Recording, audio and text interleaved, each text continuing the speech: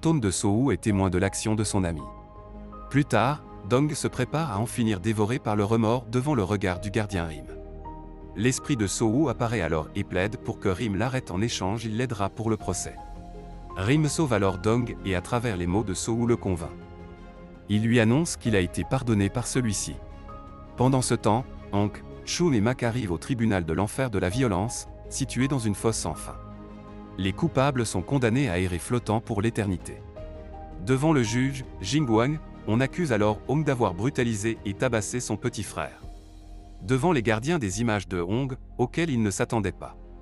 C'est après cet accident qu'il a fui sa famille et son frère ne lui a jamais pardonné. Le juge le déclare coupable.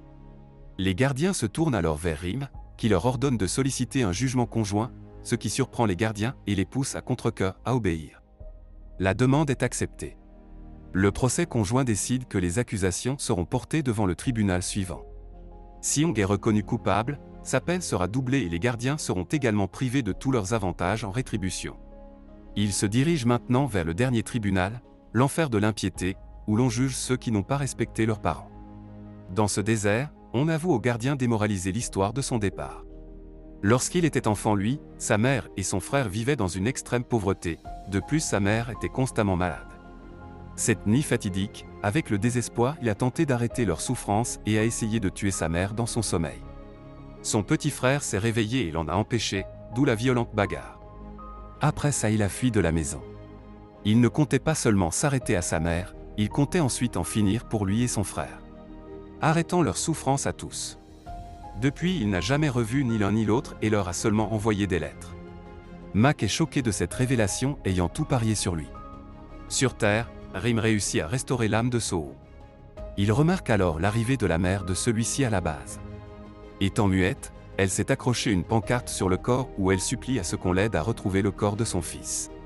Le lieutenant Park l'interpelle, et pour cacher son crime la brutalise, sous les yeux de Sohu. Elle finit par devoir être amenée à l'hôpital. Sohu est furieux et ne peut plus se retenir. Il redevient un esprit vengeur et attaque Park, créant une immense tempête. Son action a des conséquences dans l'autre monde et les gardiens et Hong, toujours dans le désert en direction du procès, sont eux aussi pris dans une tempête. Rim demande l'aide de Mak, et les deux combattent Sohu, essayant de protéger Park. Pendant la bataille, à travers le portail de l'autre monde, Sohu voit son frère se faire dévorer par les sables à cause de lui. Il décide d'arrêter sa vengeance. Une fois la tempête passée dans l'autre monde, le tribunal de l'impiété apparaît gouverné par le roi, Yomra. La divinité accuse l'homme d'avoir tenté de tuer sa propre mère et d'avoir battu son frère dans un moment aussi désespéré.